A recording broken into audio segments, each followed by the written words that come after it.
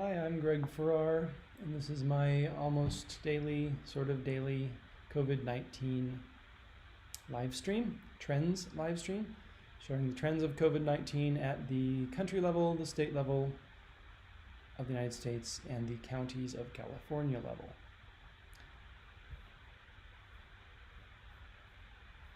I will start with the countries.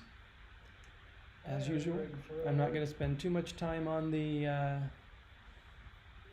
totals graphs. You'll get plenty of that in the news, in the mainstream news. This is what they like to show. Oh, look how high the United States is. No one else is anywhere near. Great. I did spend some time a couple days ago saying, but look how some of these are trending downwards. But I'm going to focus, this is interesting. I'm going to focus, as usual, on the dailies, especially the per capita dailies, and on the rope chart, which shows the trends of growth. So I actually will look at this just for a minute. This isn't per capita, so this is total numbers. Russia and Brazil, in lockstep, are making railroad tracks here up to take the lead from the United States, which has been declining for some time now in total cases, but slowly. But Russia and Brazil, certainly the biggest hotspots of the world in reported cases right now. And really everyone else is small in comparison. But let's look per capita, where the picture is quite different, I imagine. As always, Qatar has, for its size, has the worst epidemic. Qatar, way above everyone else, and growing, and maybe even accelerating. Qatar really has some sort of a terrible problem here. We have not usually seen numbers in the range of 500 per million new cases. Those were the numbers that we might have seen if this graph went far enough back at the peak of the Italian or Spanish epidemics. But everyone else now is 100 roughly or below. There are a few small exceptions to that, like Singapore and Peru, which are still, I would have said they were problematic, but then you compare them to Qatar, which had 700 new cases per million yesterday, and there's really something very bad happening in Qatar. Qatar is a small country, 2 or 3 million people, does not contribute dramatically to the world's total numbers, but if you live in Qatar, this is not what you want to see. Similarly, really, Singapore and Peru, neither of those looking that great. Belarus, Chile, we are seeing Russia there we saw Russia does have a very large number of cases, but it's also a very large country. So it's not until we get down to 6th place or something that Russia starts to show up when we account for population. The United States, similarly, looks like it's got a terrible problem, especially on this graph. But when you look at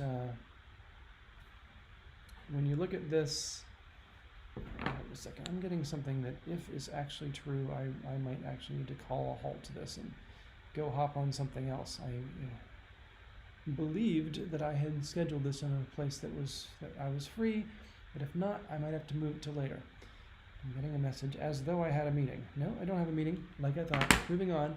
The United States, very large in number of cases, but also a very large country in people, and so it's definitely in the top of the pack in terms of the severity of its epidemic, but nowhere near Qatar, and just decidedly below Russia, Chile, Belarus, and Singapore and Peru. We see again that Central South America cluster forming and continuing. This is a nice one. Belgium seems to be, it was a little late to recover, but it's recovering quite nicely now. Italy and Spain have dropped out of the top. Well, they're still in the top. They're 5 and 6 in the list on the right there, but they are, I think they used to be 2 and 3 maybe. UK and Russia, where is UK in this list?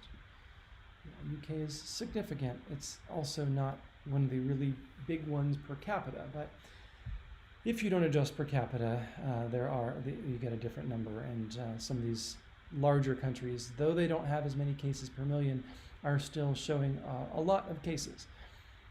Let's look at the rope chart. Where are things headed? we have this one outlier, Ecuador. I think we looked yesterday and the day before and decided Ecuador, this is kind of bogus, that Ecuador maybe doesn't have, it had one really extreme data point that's pulling the weekly totals down. So I'm just not going to really pay attention to Ecuador yet. We'll see what happens in a week or two and see if they still are trending downward. But I think my guess is Ecuador actually isn't doing that well because they were in that Central South America epicenter. And that as a whole has not gotten better. If we look at the countries overall, top 25, this horizontal line here, the zero line, has a zero at the left. It's a little thicker than the other horizontal lines, and it is it's the line that indicates whether a country is growing in new cases per day or shrinking. And it's about even. We might say there are a few more shrinking than growing, but there are a lot that are still growing. Anyone above this is still growing in cases per day. Chile certainly has it the worst. Iran is pretty bad. Chile's got a 8% growth, 9% growth, and rising, accelerating that growth rate. But those are maybe Chile, Iran, and maybe Portugal, which actually has a negative growth rate and has for some time, but seems to be trending back upwards. And there are a number of these negative ones that are slightly trending upwards, actually. We do tend to see that, a regression to the mean, where when things get far out of whack, far away from the rope, they tend to trend back towards the middle of the rope. And that happens at the bottom and at the top.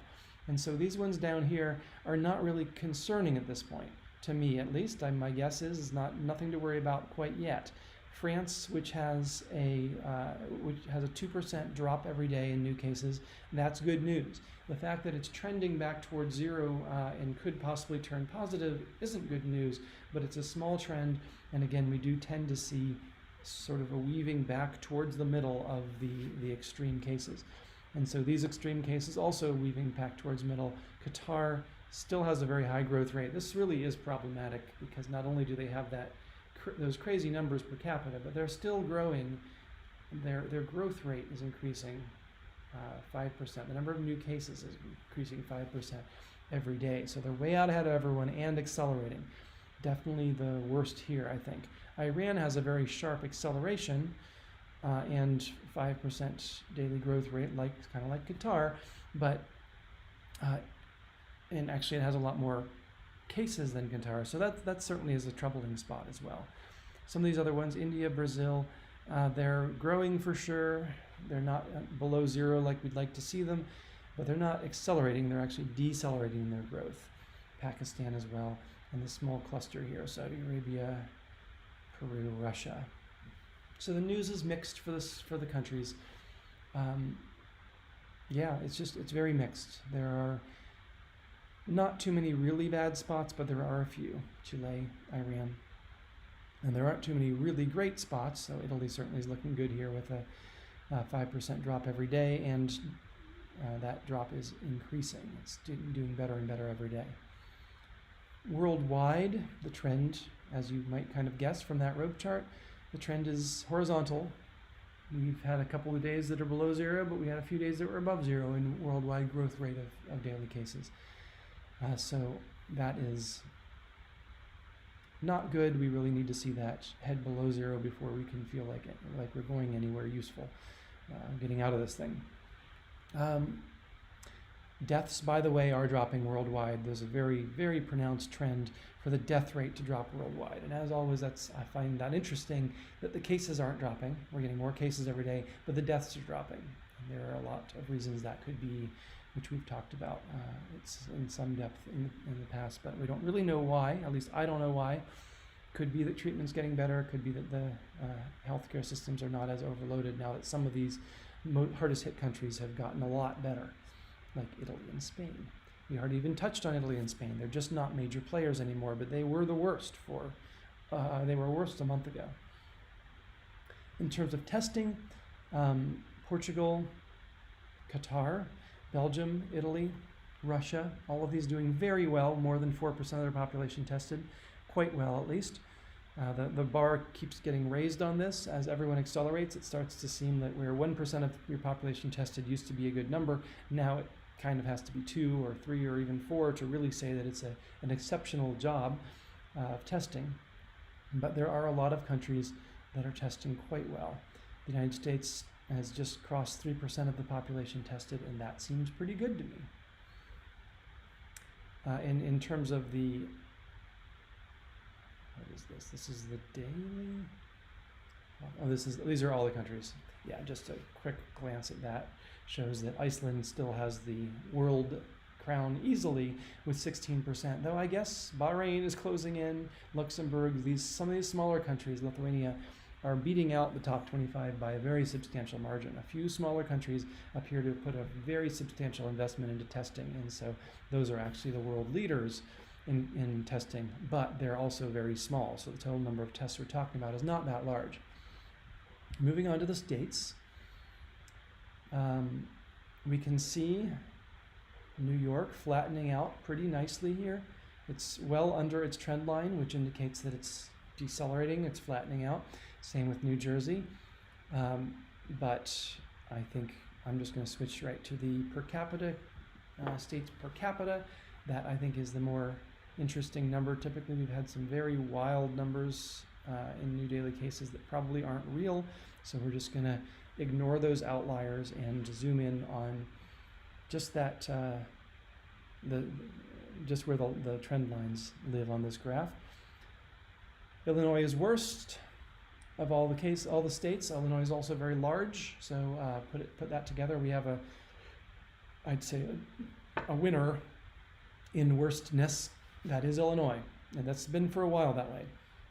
Maryland, oddly to me, is really moving up here. Maryland is not that huge, so they may not contribute much to the totals. If we look at New York, of course just keeps getting better. It's getting to the point where it's not even a player. When we look at, I mean, yes, 1,000 a day is still a lot, even compared to other states. But for instance, California has crossed New York in daily cases because California is rising and New York is dropping off rapidly. But I wanted to see Maryland. Where does it live on this list?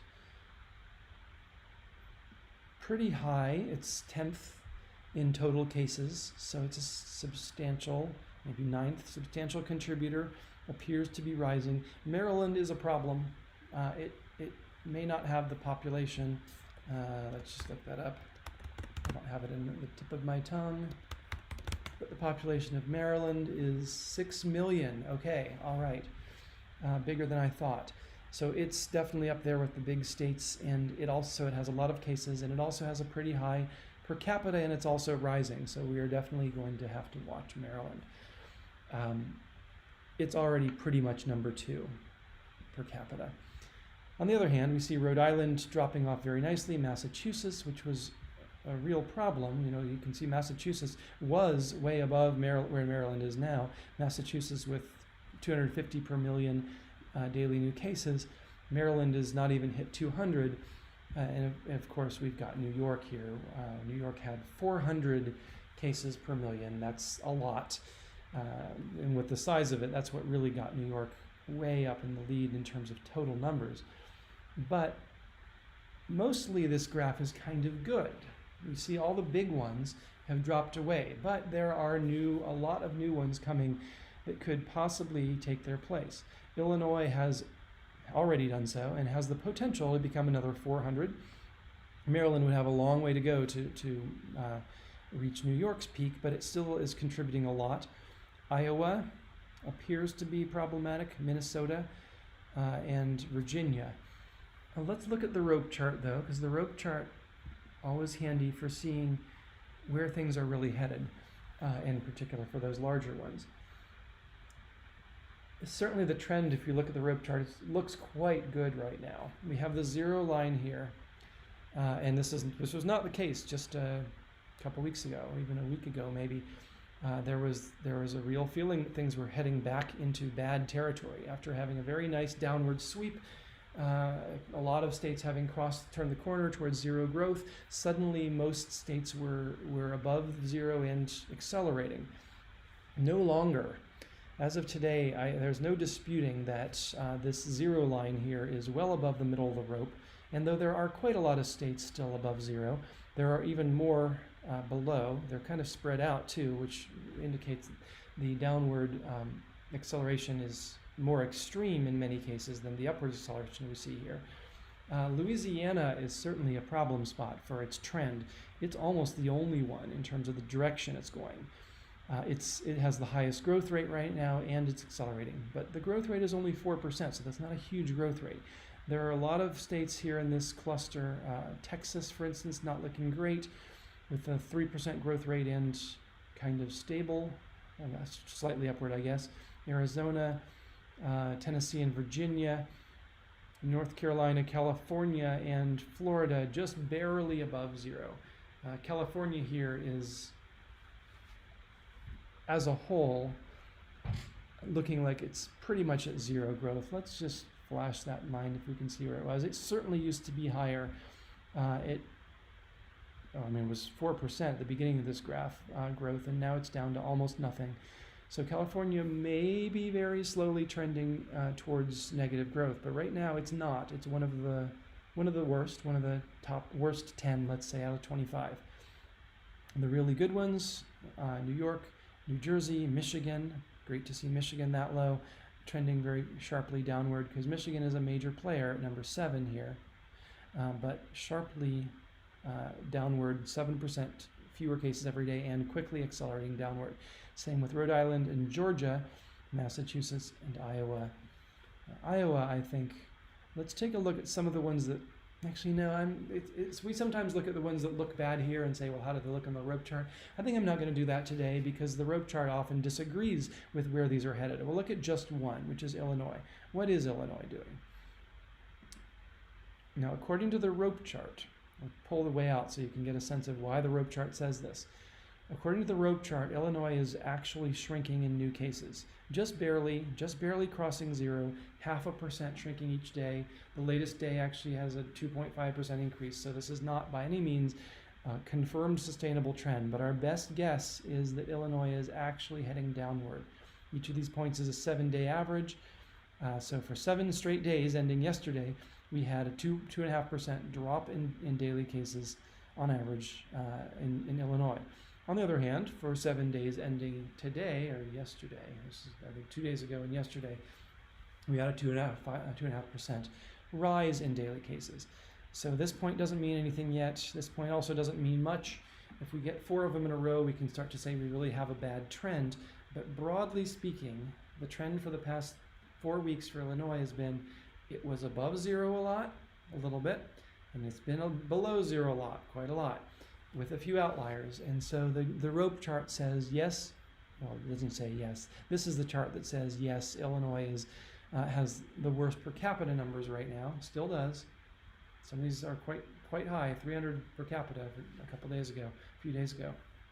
But we think it's headed downward. Rope chart's guess is Illinois is headed towards turning the corner towards fewer and fewer cases every day. So if that were represented in this graph, it would be like the flat line that we see at the top of New York here, flattening out and heading downward. The rope chart thinks that Illinois has peaked. Very soon into that, very much too early to say whether that's really going to be the case, but this is our best guess. Now you look at the top 6, I just kind of picked 6. The trend is also looking really nice. Look at that. Top 6 states in terms of new daily cases are all shrinking or very close to shrinking, which is California. And they're all accelerating downward. So their growth rate, if it's negative, it's getting more negative. If it's just barely positive, it's heading towards zero.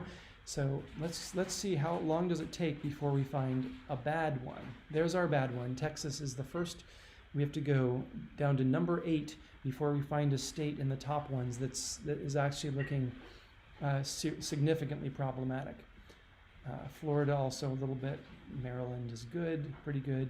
Georgia's looking great. Remember that because Georgia was one of the ones that opened up early, and by now they really would have been showing signs if that had turned out to be a terrible idea.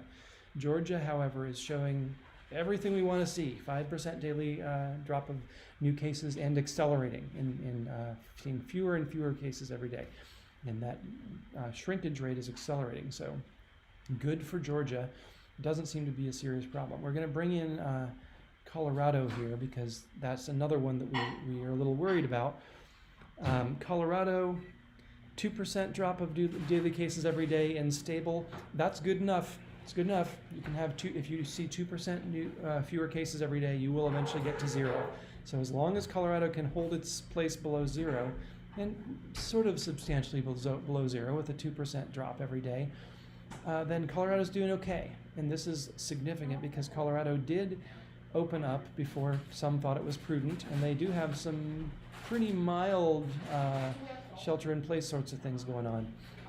So Colorado seems to be hanging in there, but it's not accelerating downward like Georgia or like New York is really doing well.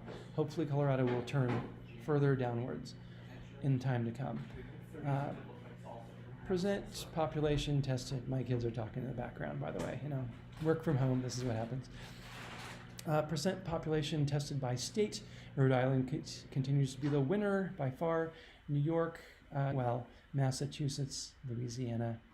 We have New Jersey popping to the top here suddenly. Tennessee. None of those states we were just talking about, though. Colorado is in the bottom. California's in the bottom of the pack. Not doing terribly. Colorado is really in the bottom of the pack. I might even say that compared to, well, they're not doing terribly. I'm not going to quite go that far, but they're down at 2% tested, which a couple months ago I would have said was a great number. 1% tested was a pretty good number, but they've got a lot of competition, and so you start saying, okay, we know you can do better. But Colorado at 2% will be able to test its way out of this thing, I think, especially it seems like it already kind of has. And there's California, pretty small in new cases, in testing, but not, actually no, I did mean that, pretty small in new cases. California is, just point this out again, because I do focus on California and it can get lost in the shuffle where California really lives in the per capita numbers. I'm blinking it now. It's way down at the bottom. California, see if I can pick it up, or if I'm going to need to, did I get it there for a minute?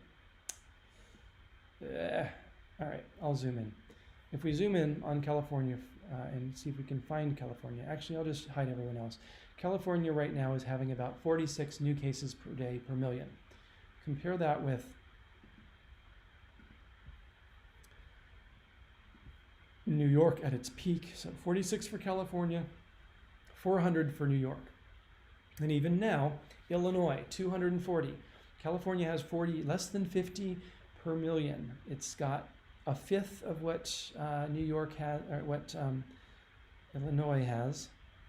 It is just not a major contributor of cases per capita. It's a big state, so the number of cases ends up being a little bit larger, but even on the total graph, California is not hugely important.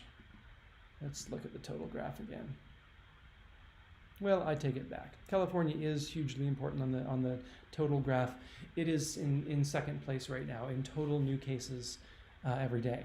So California certainly contributes a lot of cases, but it is because it's a big state. And so if you want to really compare states and say who's doing well, who's doing poorly, you don't just look at how many cases they have. You look at how many cases they have per million. That's what actually tells you who's doing who has the epidemic. California has a lot of cases, but they seem to be very thinly spread because it has very few cases per million, less than 50 per million new cases every day, which puts it way in the bottom. We've done the population tested daily already. No, not daily. I'll just look quickly at the populations, the percent of the population tested every day. Rhode Island, I'm sure. Yep, that's Rhode Island.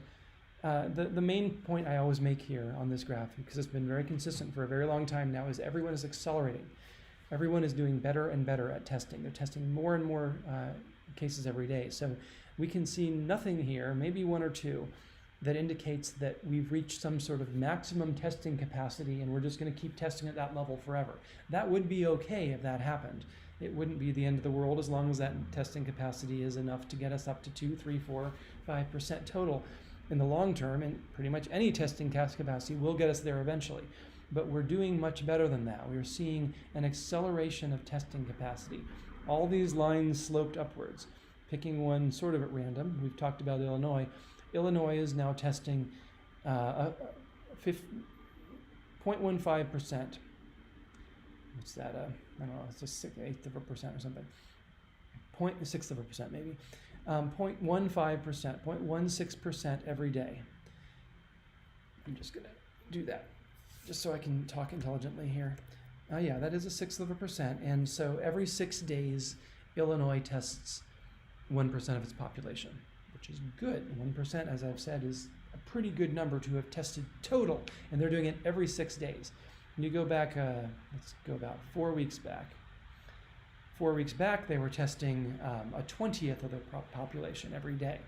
So it took them 20 days back in the day to test 1% of the population. You go even further back, not that far back, this is just late March, they were testing about 100th of a percent of the population every day. It took them 100 days just to test 1% of the population. And now they're testing very quickly. And that they're not even the best. And Rhode Island's the best, though they are tied for best. Louisiana, New York, and I guess Illinois are all tied at this roughly 6 days. I maybe should do that graph. That actually might be more interesting way to present it, to say how many days does it take us to test a percent of the population. But we can see it. We can kind of eyeball it from this. The point is that it's rising and rising and rising, and everyone is rising. All the states are rising. So the testing is accelerating, and that is very likely a good thing. I have a new graph. This one shows the percent of positive tests by state. I kept hearing this number. Actually, I'm going to leave it blank to build suspense. I kept hearing this number, which is saying we can open up when 10% of our tests are positive. In other words, we can open up when 90% of the people we test are negative. And so I assumed, for instance, in California, we're not open because we haven't reached that benchmark. What is the number? Do we get 100% of tests positive or 50% of tests positive? What is the actual number, and how are the states doing overall? I'm not going to stand behind that number, that 10% number. I've just heard it on the street that 10% feels to some experts like a pretty good number. Where if 90% of tests are coming back negative. If nothing else, if that were a completely random sample, that would mean that no more than 10% of the population has the disease. But even we know that the testing is nowhere near random. We're testing people with symptoms. Usually, we're testing people in the hospital. We're testing the people who are much more likely to have the virus. So if 90% comes back negative, that 10% is positive. That strongly suggests that much fewer than 10% of the population has the virus right now. Which, when we talk about herd immunity levels at 70%, again points to this thing I've been saying many times before, which is no one is near herd immunity. I'm not seeing it. No one seems to be anywhere near herd immunity, near the 70% of the population that's already got it. Maybe when we get to the antibody tests, we'll start to realize that 70% of the population in New York, say, really did get it. But anyway, let's show the data. A new graph. So there's a lot of very weird stuff going back at the beginning of this graph that I don't quite believe. I think it probably has to do with how tests are reported. I'm just going to ignore that because I really am more interested in trends going forward. If you look at this one, certainly the worst, New Jersey. For a while there, they were saying out of every 2 people they tested, one of them was positive, 50%. I called this percent, but I didn't adjust it properly, really. This should be 50, but it's 0.5. In other words, 50%. And maybe I've been, this is the labels here. This is a new graph, but I know I confirmed in a different place. These really are, this is not 0.5%, in spite of what the label might say. This is 50%. So 50% is this line, 10% is this line here. And so New Jersey was seeing a 50% positive test rate. And that doesn't surprise me much. I'm not surprised to see a 50% test rate because we're testing people who are in the hospital with sneezes and other symptoms, fevers. They have all the symptoms, and so you would expect that a lot of them would have coronavirus. But only 50%, so half of the people they tested don't have it. According to this test, again, there's complexities around false positives, false negatives, antibody tests. These are not antibody tests. These are tests for the standard tests for the virus. Right now, you have it now, and this could mean that some people test negative who had it. which is a whole other thing, but we'll get there. Eventually, we'll probably have antibody tests in a graph here too. New York, on the other hand, 40%. But first let's look at New Jersey. New Jersey did this odd jump here. Probably, again, like some of the jumps that I filtered out, some sort of change in reporting. So one way of counting it, they said they were seeing 44% positive. Now, suddenly they're seeing a continuation of that curve, but at a lower level.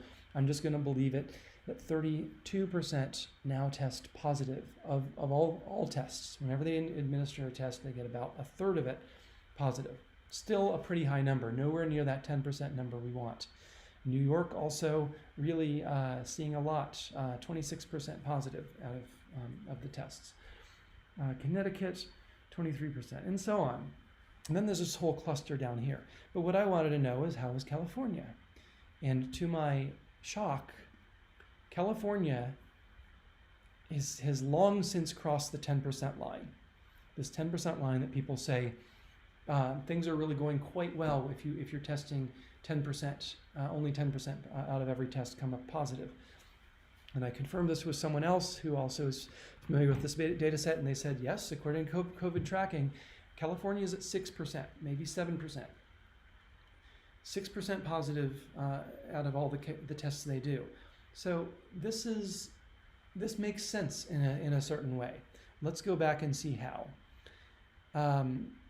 When you look at the population tested, total population, total percent tested, California, it's certainly not doing great in that, but it has tested 2.5% of the population. It's done a pretty good job of testing its population. Not in the majors, but it's doing pretty well. And on the other hand, as I keep emphasizing, California doesn't have that many cases compared to its population. When you look at California in the total number of cases, it's below 50 per million, whereas others have seen 400, 200, even now Illinois 250. And so you would expect, if there were a state that had very few cases by population, and if you were doing at least middling testing by population, that you'd get a very low percentage of cases. And that seems to be what's happening. This suggests that the very low cases that we've seen reported in California per capita are correct. That when we actually test, even testing with the very strong tendency towards positive that we would expect now when we're testing people who we suspect have the virus, people who are coming into doctor's office, coming into hospitals, even with that strong bias towards positive, we still only get 10%, 7%, 6% even in California. So another thing that I think this shows, and I sometimes get strange looks when I say this, so back me up on this or challenge me.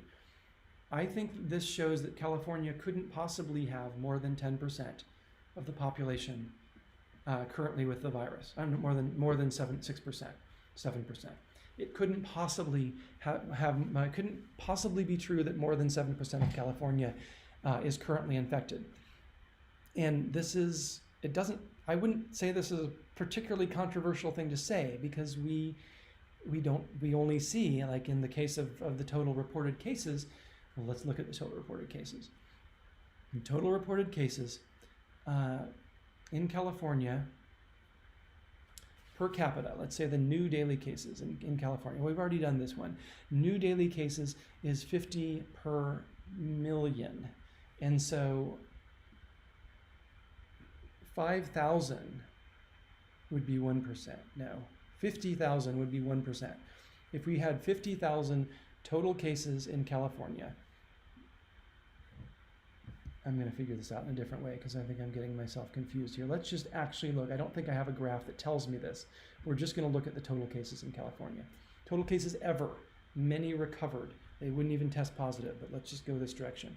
74,000 cases in California. Let me just check on the population of California because I think I know it, but I don't know. Actually, I don't know it. 40 million people in California. So if we divide 75,000 by 40 million, we get 0.2%. Okay, good. So on a very initial back of the napkin guess, we might say surely no more than 0.2% of California has the, I won't say surely, no more than 2% of California has the virus, because we just calculated the total number of cases, reported cases, is only 2% of the population, and a lot of them have gotten better, or 0.2%.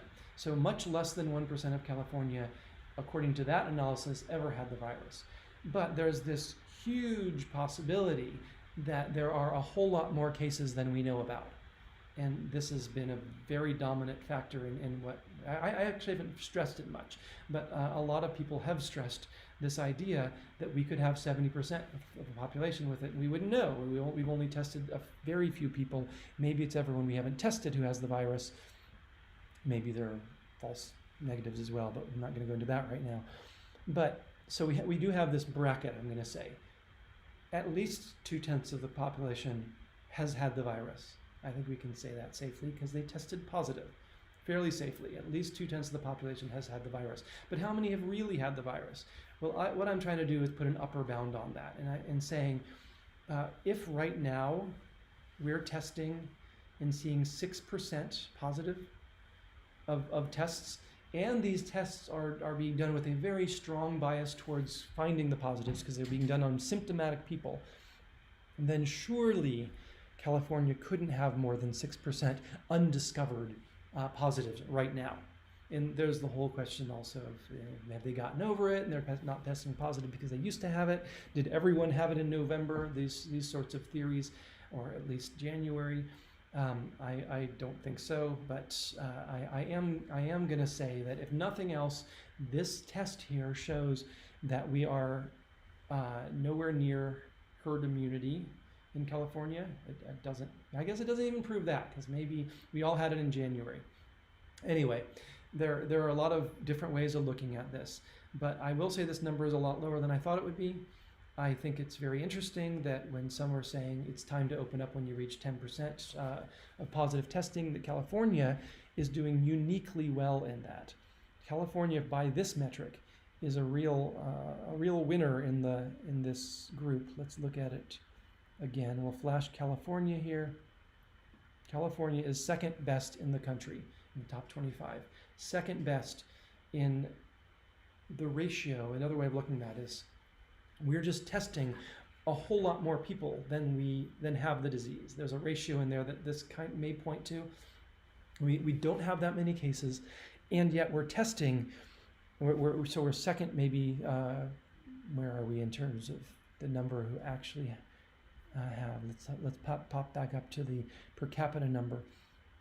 In daily cases, California is, where does that put us? Maybe in the best 5. We're 5th overall, and we have the lowest number of cases, in the top 5 of the lowest number of cases overall. But we're testing at a rate that's in the middle of the pack, maybe 15th, 12th in the pack, and so we get this result where we're finding a whole lot of we're testing somehow, and I don't quite know where, a whole lot of people who don't even probably need to be tested, or don't have symptoms, I should say, and are turning up negative. So that's great news, I think, for California. And as we look to open up the state more, that's something that I hope the state is looking at to say, oh, wow, California is second in the nation, in the top 25 anyway, in terms of the number of positive tests we're coming across, or the huge number of people we're testing. 94% of the people we test don't have it. And that's good. All right, that's a lot of talk. I'm going to look at a few others on this graph. We already said New Jersey has it worst, New York, Connecticut. These are all coming up with new cases at a very high rate when they test. Colorado even, 19% of tests that are run in Colorado are positive. So not very close to that 10% number. And then let's just take a look at the ones who are doing well, according to that metric, which again, I'm not necessarily going to stand by because I didn't make it myself, but some people say if you got 10% or less new cases, that's good enough to reopen. Tennessee is there. California, again, surprisingly, is there. Washington State is there. Florida and Texas. Texas, haven't even seen this until just now. Texas is doing very well. Where is Texas? Texas appears to be below that, testing above, testing at such a high rate. I would say this indicates people testing at such a high rate that they have driven their testing rate, their positive rate below 10. And Wisconsin, which is just cracked that 10% number, I guess, and maybe just barely Arizona. Most states are not there. Colorado, 19%, not good enough to open by that criteria. California, though, sure is. Texas is. So there. Moving on to the counties. 10 more minutes. And yet I'm live, so things are just going to have to wait. No, you cannot at 17 without a driver's license drive and get your computer. I'm going to spin through this real quick because there seems to be a crisis of sorts. Lyft, you can take Lyft, you can get grandma to drive you, or you can, okay, take a Lyft. If it's urgent, take a Lyft. But 10 minutes, I will drive you there. Working from home. So we're going to try to go a little bit more quickly through the counties. Los Angeles is always looking by far the worst. Even looking in new daily cases, Los Angeles is by far the worst. I'm just not even going to look at the others. They've got more cases than anyone. But when we start to look by population, we start to see at least a little bit of color here. Los Angeles is not by far the worst. The current worst is Imperial, which still just keeps going. It just keeps going. I'm amazed that Imperial keeps showing up here. I just thought Imperial was going to be a flash in the pan, showing up at 25th. Ooh la la, we have a really high growth of cases, and then it was going to go away, as we often see with like Santa Cruz County did that, for instance. It showed up and then it disappeared. Imperial, though, still the worst. So something really nasty is going on in Imperial. Tulare, also Kings. We'll see in the rope chart whether Imperial is accelerating or not, but seeing this number, this very high number for it, let's just focus on Imperial. Yeah, I mean, you look at these numbers, the last two, these are not the data points of a decelerating county. So I think you could look, and there are these missing data points, which sometimes throw off my analysis a bit, but ignoring those, it's really pretty easy to imagine that this is an exponential curve, that we are going up and higher up and even higher up and really high up and super high up, and it just keeps going faster every day. So Imperial. Moving back to the total graphs. A few other challenging ones are Kings. Los Angeles still looks like it's headed upwards, but really there's a pretty clear sign that it may be flattening here. Fresno, orange. Some that are looking good, Riverside. Let's go to the rope chart.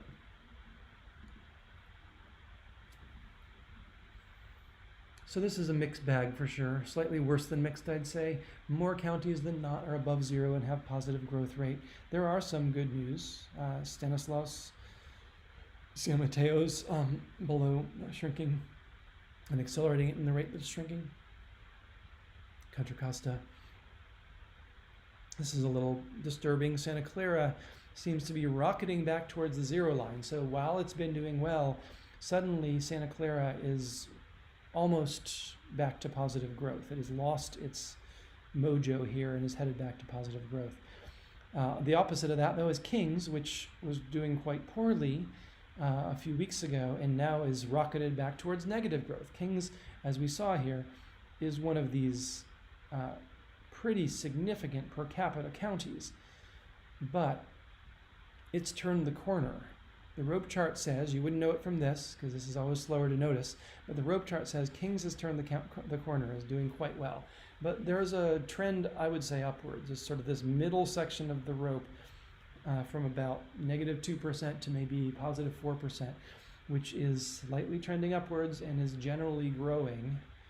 Obviously not the -2%, but they're trending upwards.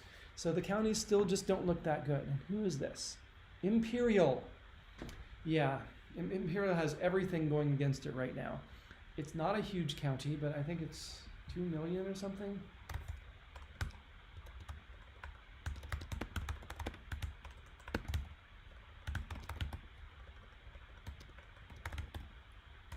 Wow, that took a long time to type. No, in no way is it 2 million. 200,000.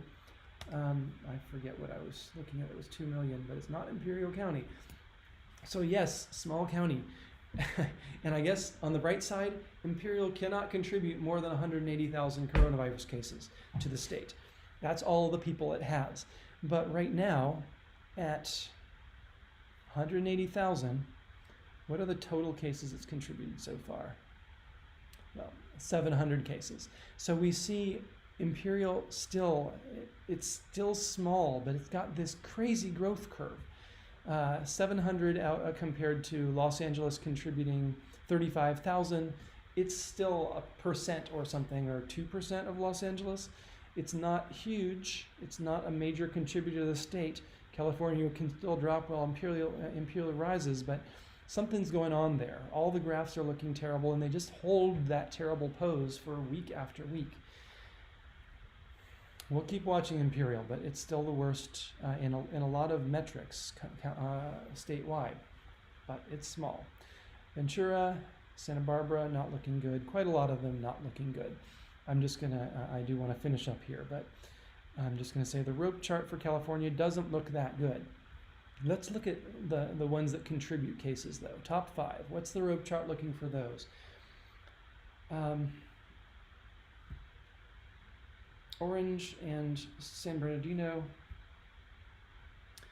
are looking, they're growing every day, but at least they're not accelerating in their growth. The other ones are looking okay. Riverside is just holding that line right at 0, not growing or shrinking, not getting over it. Whereas San Diego and Los Angeles show signs, solid signs of getting over it. San Diego has just crossed the 0 line. Santa Clara, Alameda, some of the other big ones. Once you add Alameda in there, you start to see it as a rope above 0. Yeah, California by county not doing so great. Though as we saw, there are a few things at least, good things about California.